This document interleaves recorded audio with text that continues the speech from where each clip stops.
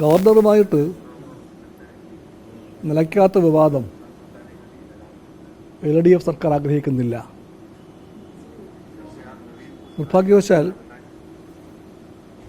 ഓരോ ദിവസവും വിവാദങ്ങളിലേക്ക് പോകാനുള്ള ആവേശം എന്തുകൊണ്ടോ ബഹുമാനപ്പെട്ട ഗവർണർ കാണിക്കുന്നുണ്ട്.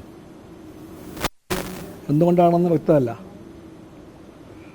പലപ്പോഴും അദ്ദേഹത്തെ നിയന്ത്രിക്കുന്നത് അദ്ദേഹത്തിൻ്റെ പൂർവാശ്രമത്തിലെ ആ സ്വയം സേവകനാണ്. സ്വയം സേവകൻ്റെ കെട്ടുപാടുകളും ചിട്ടവട്ടങ്ങളും ആശയലോകവും എല്ലാം മാറ്റിവെക്കാൻ ഗവർണറായിട്ടും അദ്ദേഹത്തിന് സാധിക്കാത്തത് എന്തുകൊണ്ടാണെന്ന് എനിക്കറിയില്ല. അതുകൊണ്ട് വീണ്ടും ഞങ്ങൾ പറയുകയാണ്, അദ്ദേഹം തീരുമാനിക്കാൻ നേരമായി.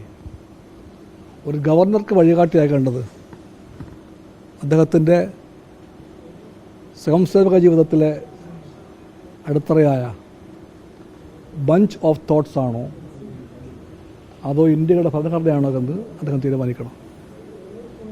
ഭരണഘടനയാണ് വഴികാട്ടിയെന്ന് അദ്ദേഹത്തിന് ബോധ്യപ്പെട്ടാൽ പിന്നെ ഈ നിരന്തരം കുത്തിപ്പൊക്കുന്ന സംഘർഷങ്ങൾക്കൊരു കാരണവുമില്ല. അതല്ല, സ്വയംസേവകൻ്റെ റോളാണ് അദ്ദേഹത്തെ നിയന്ത്രിക്കേണ്ടതെങ്കിൽ അത് ഇന്ന് പോകുന്ന വഴിക്ക് പോകാൻ തോന്നും അദ്ദേഹത്തിന്. ഞങ്ങൾക്ക് LDFന് അതിൻ്റെ ഗവൺമെൻറ്റിന് സംഘർഷം ലക്ഷ്യമല്ല. ലക്ഷ്യമാകുന്നത് അവർക്കാണെങ്കിൽ അവർ പറയട്ടെ. ഞാൻ ബഹുമാനപ്പെട്ട ഗവർണറോട് വിനീതമായി പറയുന്നു, താഴെ പറയുന്ന വ്യവസ്ഥകളൊന്ന് വായിക്കണമെന്ന്. The emblems and names, Prevention of Improper Use, Act 1950, അത് നമ്മൾ വായിക്കണം. The Prevention of Insult to National Honor, Act 1971. The state emblem and the state emblem of India, Prohibition of Improper Use Act 2005. State emblem of India, Regulation of Use Rules 2007.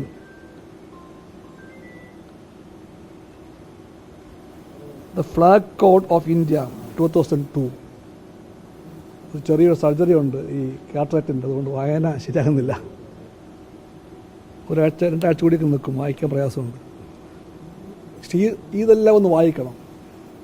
വായിച്ചിട്ട് അദ്ദേഹം രാജ്ഭവനിൽ എല്ലാ ഔദ്യോഗിക ചടങ്ങുകളിലും നിർബന്ധമായിട്ടും വേണം എന്ന് വാദിക്കുന്ന ആ ഒരു സാധനമുണ്ടല്ലോ, ചിത്രം, അതിൻ്റെ ആവശ്യം എന്താണെന്ന്, അതിൻ്റെ നിയമപരമായിട്ടുള്ള സാങ്ക്ടിറ്റി എന്താണെന്ന് അദ്ദേഹം ചിന്തിക്കണം. ചിന്തിച്ചാൽ മറുപടിയായി. എന്തായാലും രാജ്ഭവനിലെ ഔദ്യോഗിക വേദികളിലൊന്നും ഇന്ത്യയുടേതല്ലാത്തൊരു മാപ്പ് ഇതുപോലെ കാണിക്കാൻ പാടില്ല. ഇന്ത്യൻ ഭൂപടം അത് മഹത്തായ ഒന്നാണ്. ആ ഭൂപടമല്ലാത്ത വേറെ ഏതോ ഒരു ഭൂപടം, അത് സംഘപരിവാറിൻ്റെ ശാഖകളിൽ എപ്പോഴും കാണിക്കുന്ന ഭൂപടമാണെന്ന് പറയപ്പെടുന്നു. ആ ഭൂപടത്തിൻ്റെ പശ്ചാത്തലം വേണമെന്നും ഇന്ത്യക്കറിയാത്ത ഏതോ ഒരു സ്ത്രീയുടെ ചിത്രമാണ് ഇന്ത്യയെന്നും അതാണ് ഭാരതമാതാവ് എന്നൊക്കെ പറയുന്ന ആ വാദങ്ങൾ എത്രമാത്രം ഇംപ്രോപ്പറാണെന്ന് അപ്പോൾ ബഹുമാനപ്പെട്ട ഗവർണർക്ക് ബോധ്യപ്പെട്ടേക്കാം ഇത് വായിച്ചാൽ. അതുകൊണ്ട് നിയമപരമായി തന്നെ അത് തെറ്റാണെന്ന് അദ്ദേഹത്തെ ഉപദേശിക്കാൻ അദ്ദേഹത്തിൻ്റെ ഉപദേഷ്ടാക്കൾക്ക് സമയമായിരിക്കുന്നു. അദ്ദേഹം ആ വഴിക്ക് ചിന്തിക്കാൻ ഇനി ഒട്ടും വൈകാൻ പാടില്ല. ഞങ്ങൾക്ക് ഭാരതമാതാവ് ഇവിടുത്തെ മണ്ണാണ്. ഞങ്ങൾ ജയ് വിളിക്കും ഭാരതമാതാവിന്. ആ ഭാരതമാതാവ് ഇവിടുത്തെ മണ്ണാണ്, ഇവിടുത്തെ മനുഷ്യരാണ്, ഇവിടുത്തെ കോടാനുകോടി സ്ത്രീ പുരുഷന്മാരാണ്. ഞങ്ങൾ ഭാരത് മാതാ കി ജയ് എന്ന് വിളിക്കുമ്പോൾ അവർക്കാണ് ഞങ്ങൾ ജയ് വിളിക്കുന്നത്. ഞങ്ങൾ അവർക്ക് മാത്രമല്ല, ഇവിടുത്തെ പ്രകൃതിക്ക് ജയ് വിളിക്കുന്നുണ്ട്. അവിടെ ഞങ്ങൾ നെഹ്റുവിനെ ആദരവോടെ ഓർക്കുന്നുണ്ട്. അദ്ദേഹം പറഞ്ഞു, ഭാരത് മാതാ കി ജയ് എന്ന് വിളിക്കുമ്പോൾ നിങ്ങൾ ജയ് വിളിക്കുന്നത് നിങ്ങൾക്ക് തന്നെയാണ്. നിങ്ങളാണ് ഭാരതമാതാവ്. അദ്ദേഹം പറഞ്ഞു, ഈ മണ്ണും ഇവിടുത്തെ മലകളും ഇവിടുത്തെ പുഴകളും ഇവിടുത്തെ കാടുകളും എല്ലാമാണ് ഭാരതമാതാവ്.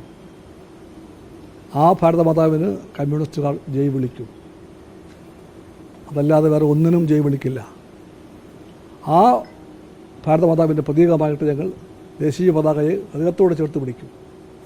അതുകൊണ്ടാണ് ജൂൺ 7-ാം തീയതി കമ്മ്യൂണിസ്റ്റ് പാർട്ടി ഘടകങ്ങൾ, ബ്രാഞ്ചിലെ സഖാക്കൾ കേരളത്തിലെമ്പാടും ആയിരക്കണക്കായ സ്ഥലങ്ങളിൽ ദേശീയ പതാക ഉയർത്തി അതിനു മുമ്പിൽ ഓരോ വൃക്ഷത്തെ വെച്ച് പിടിപ്പിച്ചത്.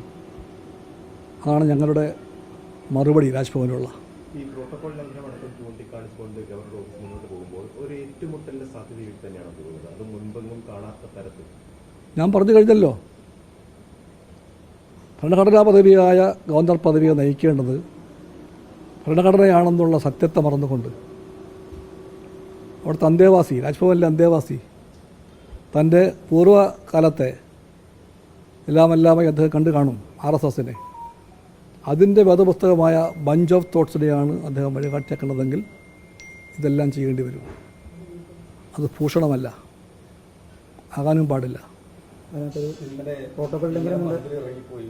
രാജ്ഭവന്റെ വിശദീകരണം വന്നത് മന്ത്രിക്ക് അഹങ്കാരം എന്നാണ്. അല്ലെങ്കിൽ അത് തുടരും, അരികെ തുടരും എന്ന് തന്നെയാണല്ലോ രാജ്ഭവൻ ഗവർണർ പറയുന്നത്.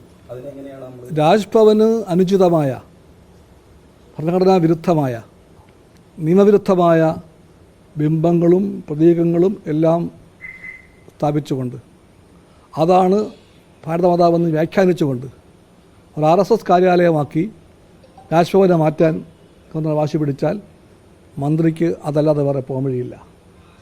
അത്തരം പോംവഴികൾ അടിച്ചേൽപ്പിക്കരുത്. ഭീഷണിക്കൊന്നും ഇടതുപക്ഷം വഴങ്ങൂല, അത് സംശയാർക്കും വേണ്ട. പ്രോട്ടോകോൾ ലംഘനം ഉണ്ടായിട്ടില്ല. എന്ത് പ്രോട്ടോക്കോൾ? RSSൻ്റെ കാര്യാലയമാക്കി രാജ്ഭവനെ മാറ്റുന്നത് എന്ത് പ്രോട്ടോക്കോളാണ്? അത് പ്രോട്ടോക്കോളല്ലല്ലോ. It is illegal, anti constitutional. ഗവർണറും രാജ്ഭവൻ ഈ രീതിയിൽ തന്നെ തുടരുകയാണെങ്കിൽ അത് എങ്ങനെയാണ് നമുക്ക് എന്താ ചെയ്യുന്നത്? ജനങ്ങളല്ലേ ഇവിടെ? എല്ലാത്തിനേക്കാളും വലിയവർ ജനങ്ങളാണ്. എല്ലാത്തിനേക്കാളും വലിയവർ ഗവർണറേക്കാളും വലിയവർ ജനങ്ങളാണ്. We the people of India, അവരുണ്ട് ഇവിടെ. മറ്റൊന്ന്, ഈ പേഴ്സണൽ സ്റ്റാഫ് പെൻഷൻ കൃത്യമായ മാനദണ്ഡങ്ങൾ കൂടാതെ നൽകുന്നു എന്നൊരു കണ്ടെത്തലുണ്ട്. എനിക്കറിയില്ല, പഠിക്കാതെ പറയാൻ പറ്റില്ല. പഠിക്കാതെ പറയാൻ പറ്റില്ല. വോട്ടെല്ലാം പെട്ടിയിലല്ലേ? ഞങ്ങളുടെ എല്ലാ പ്രതീക്ഷകളും പോലെ പോളിംഗ് വന്നിട്ടുണ്ട്.